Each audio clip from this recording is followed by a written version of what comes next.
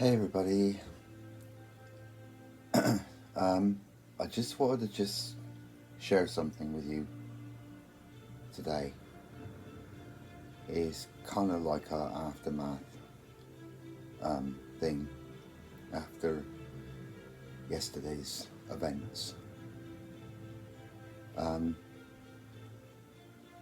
One of the things that I live with is PTSD, post-traumatic stress disorder. And I know a lot of veterans suffer with this. They have been since now, really badly. Hence the war never stops, even though the battle is over. The war in the mind never stops. It's because the mind is so fragile, and it can only take on and accept certain things in a certain process in order for it to digest what's going on. And sometimes when things are so bad, or so unthinkable, horrific, traumatic, it shuts itself down. It's protecting itself.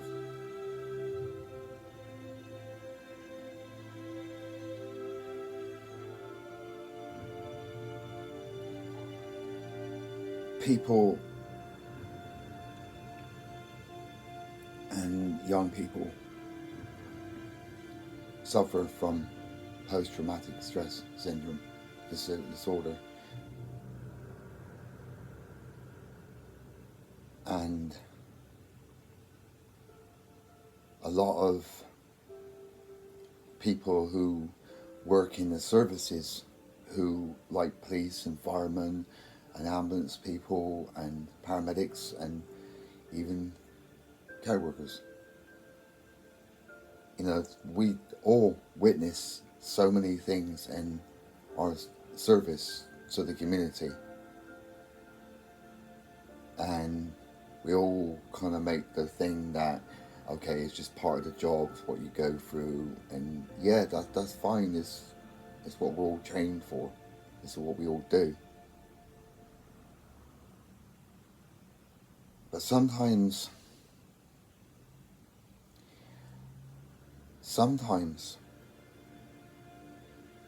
there are those of us that have it already, have this disorder, this thing. And it wasn't until I cleaned up and I went into recovery and everything started coming back that I realised, and I got diagnosed with PTSD, including depression, anxiety, and all that sort of stuff.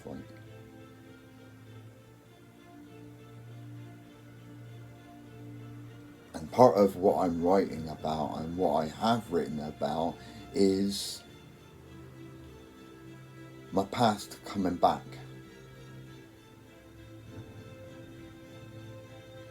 And it came back in waves. The memories open up because I learned to shut down. I learned to switch off. I learned to persevere and tolerate and put up with and deal with, even though I didn't even know what I was doing. I just did it. And so many things happened as a child. I've only let out a little bit of things that happened, traumatic stuff that happened.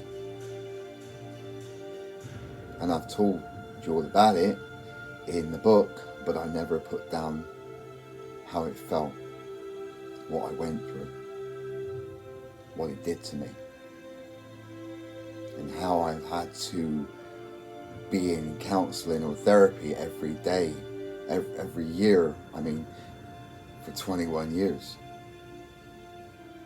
And every year something different comes up. Something different gets triggered, something different gets activated. like a switch goes off in your head, and you can't control it. You can't say, "I'll just switch it off and this bomb is gone," because it's there in front of your freaking eyes. And yesterday I was in a client's house, going about my usual business, just sorting somebody out, and there was a program on in the background, and it was on really loud. And I looked round and I saw, even though I knew it was a film and I knew it was a play, I knew it wasn't real, but I saw this parent beating the shit out of her child.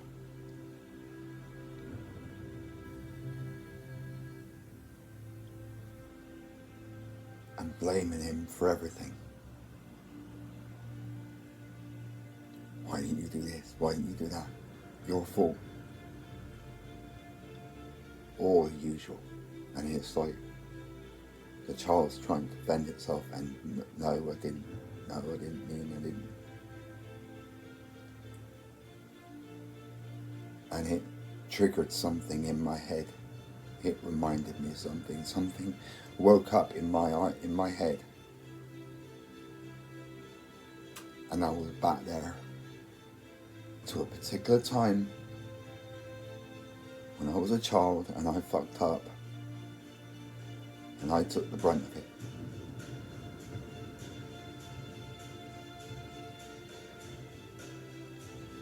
And I could hear the kids screaming. I could hear her shouting. And the thing about PTSD is, like, you feel it as well. You don't just see it in your head. You don't just feel like it's happening. You literally feel it. You feel the punches and the slaps and everything. It's like you're right back there. It's like a soldier whenever they hear fireworks or bangs or something, it's right there back in that battle, fighting again. And it's not something that you can just unsee or unswitch off. It's not something you can unfeel, because there is real. It's real in your head, and it is literally physically real to you.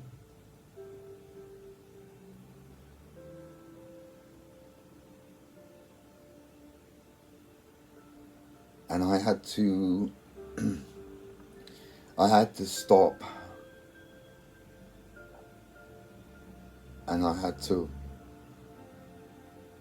get them to kind of turn the volume. I had to turn the volume down on the TV so I couldn't hear nothing. Because I was in the middle of doing something and I was shaking like a leaf, and it was just like, I had to go into autopilot and just carry on with what I was doing. And when I finally got the client safe, I had to walk out. I had to just step outside and gather myself together, tell myself I'm the adult, tell myself to parent myself, tell myself it's okay, tell myself it's safe and it's not happening, even though you can still hear it and feel it and see it in your head. And it's like a video player, like a video fucking going over and over and over in your head. I managed to calm myself down a little bit, and I went back in and got on with the job. But I couldn't say nothing because I couldn't hardly speak. And I was pacing. I couldn't sit still. And I was just pacing from room to room, looking at the clock and waiting for the time to go by. And I got out there, and Luckily, it was the last call, so I had to get out of there. And driving home, I was sat in traffic jams and I was thinking, please, come on, just go, just get out of here now, just get home where you're safe, just get home. I could feel this thing coming up inside me. I could feel this rage, this anger, this angst, this thing inside me rising up inside, and I knew what I had to do. I knew I had to get home, I knew I had to write it down, and I knew I had to go with the feeling alone. I didn't want nobody around. But when I got home, it was still playing over in my head. And I had to start thinking, what's going on? What do you do, Mike? What do you do? Remember what you got to do. Remember what they trained you. Communicate, talk, express it, let it out, give it to the universe, give it to the world. So I went online. I went on to one of my local news sites that I'm in a group with, and I put out this. No, if I remember rightly, I posted something first about it, to own it, and put it out there, and to ask for some love. Anything from anybody. I didn't mind. And then when I got home, I had to write about it. So I shared it with a group, with a private group.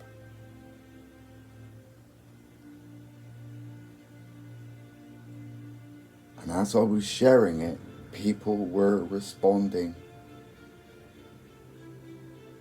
People were out offering help, were advising me what to do and how to get through it and what to breathe, to go for a walk or to touch base with nature, sit under a tree.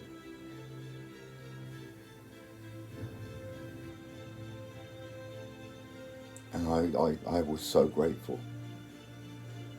It felt like, it kind of felt like a meeting again. It felt like I was in a meeting and I was sharing everything that I was going through. And after you share that, people relate to you and they advise you what to do if you're new and how to handle it. And it was just like that again. People were responding.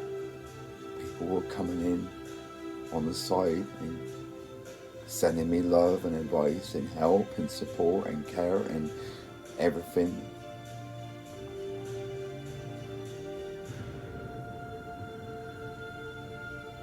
And everybody was reading what was being put up, what was going on. And this soldier, this vet came on the line on side and kind of put up this site for veterans. And he said, I think this is going to help you. It sounds like you're going through one hell of a war. He said, but don't worry, you can survive the battles. And he knows the war would never be over, but the more battles you survive, the stronger you get. And it was really, really cool to listen to hear that from a veteran that had done 3 tours in Iran.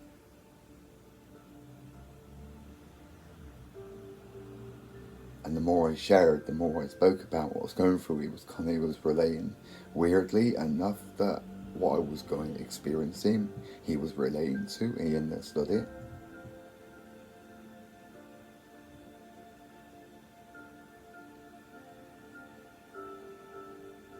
But I never known so much support. And at this time where I have lots of decisions to make and I'm worrying about it, I'm trying to decide to do the right thing, And I don't want my head to override my heart. I heard that today, because that's fear. And the one thing that I've realized is, especially this year, I've had fear like you would never believe I've gone through. The fear of loss, the fear of abandonment, the fear of trauma, the fear of not being good enough,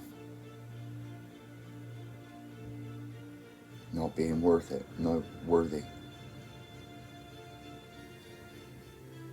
But every fear that I've met so far, I've overrode it, and I've gone with the energy that it gives you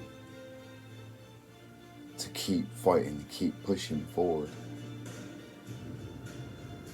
And I was reminded tonight of all the times, especially in my recovery, how many times I went through the fear barrier, not just the pain barrier, but the fear barrier. And I used it. I used that power. Realize the power that I've gained this year. Something that's awoken in here. It's overrode the paranoia and the bullshit in my head. Go by what's in my heart. And that's how I've got to make my decisions of what steps I take next, on what I do next, and what direction I go in next. Because if I've got to go by what I write and what I'm talking about. Because I got this fear about who will believe me if I don't fucking prove it, if I don't live it, if I'm not actually going through it and living it. And that's what got me through recovery, by watching people every day go through hell and then come back every time. Go through relapses, go through trauma, go through family breakups and everything. Yet come back to the room every night, like I did, and let it out. And then go back out there and try again and keep going. And the more I saw, the more I was inspired, the more I was encouraged, the more I believed in what they were saying. And I kind of think, like, if they can do it, then I can do it. And if I can do it, this crazy little stumblebum of a person can do it, then people who are a lot stronger, wiser, and more intelligent than me, who have this self-worth problem, who has this illness, can do it. Anybody can do it. I just got to show it's possible.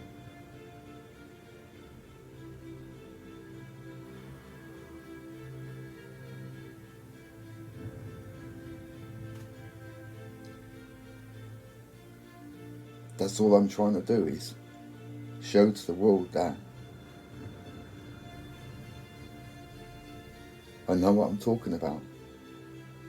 Because I've been through everything. I survived everything.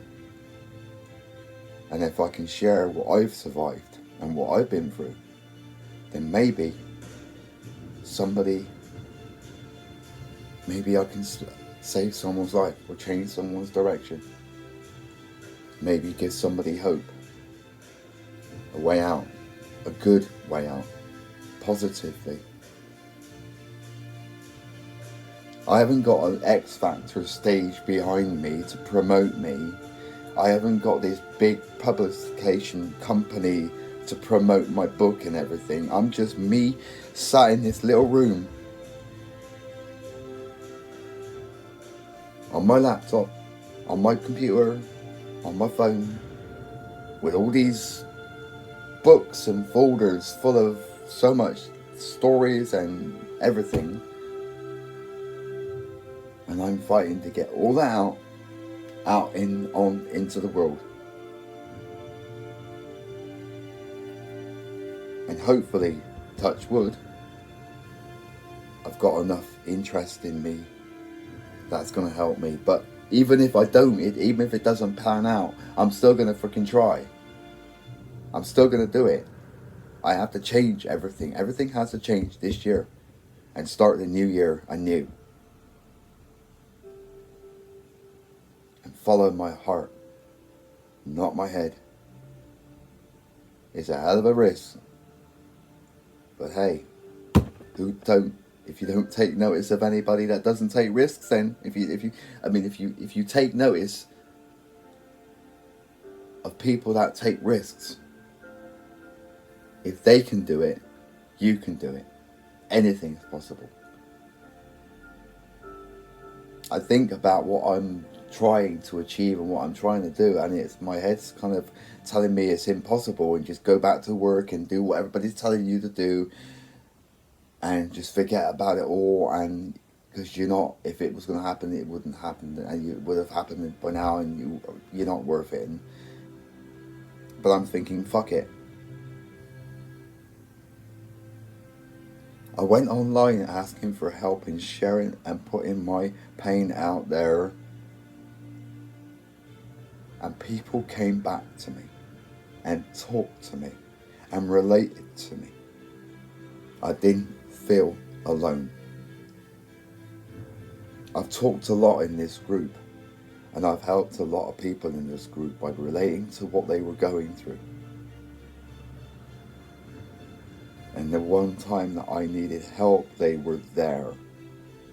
Boom. Straight away. And I'm just thinking, if I can influence that kind of group, if I can make a difference in that kind of group, by what I'm just putting out, what I write about, then what could I do with the world? What could I do if I put everything out there? If I get myself out into the world,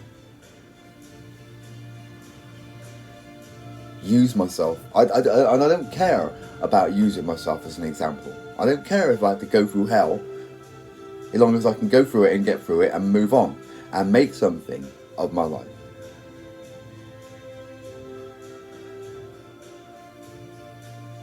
Some of the greatest authors in the world, and writers and actors and singers, have been through hell to get where they are today. But it wasn't no easy run. It wasn't no easy ride. They went through it. And they've gone through their suffering part.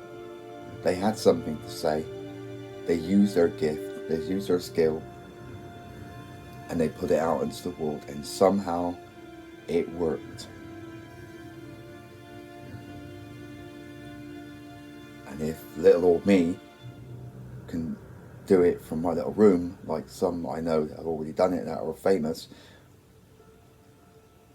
then maybe other people can.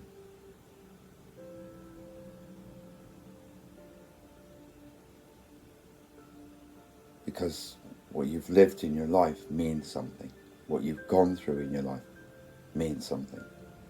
It's important. But it's the unrealized dream, the unrealized perception of yourself, just how good you are, and how strong you are, and how intelligent you are. You look back at what you survived, and it's like, wow, you're a hero. You're a real life hero.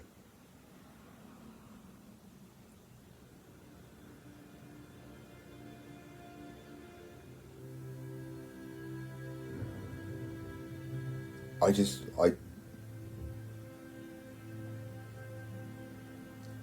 wanted to share that.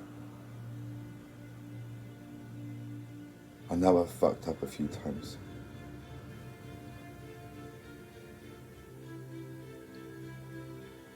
And I know I've majorly fucked up with something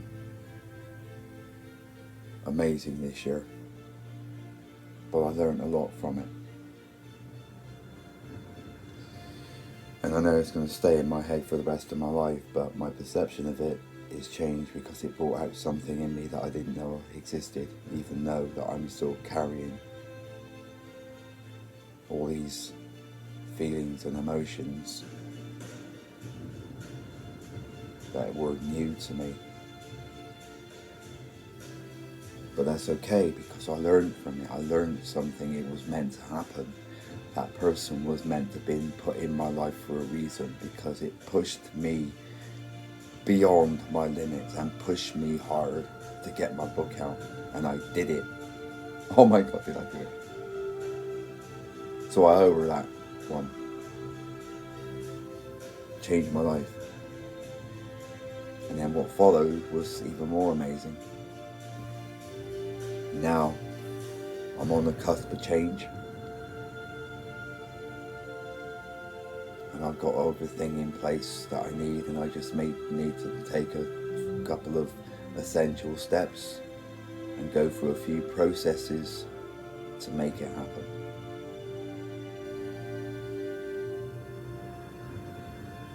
And one thing will lead to another, and to another, and to another. But I just got to keep up with the communication. That's the thing. That's the theme. Communication. Talking, sharing, writing, performing, publishing, whatever it takes.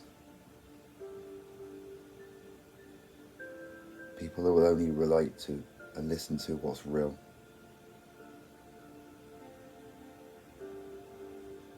To what's effective, to what you relate to and understand. Anyway, I think I better go, because my dinner's getting cold, but I just wanted to get it out. So thank you for listening, and take care and stay safe. We're still not over the COVID thing yet, and it's a long way to go yet. But please look after yourselves and your families. And I will post again. Okay. Thank you. Thank you to everybody that was there for me. It means so much. And I won't forget anybody. If anything good happens to me, I will be taking a lot of people with me. And I won't let nobody down. I promise. I will remember everyone. Okay. I'll bid you good night now. I'm going to go and get my dinner and chill and wait for a couple of phone calls and see how that goes. Anyway, you take care, and I'll see you soon. Okay. Thank you. Bye bye now.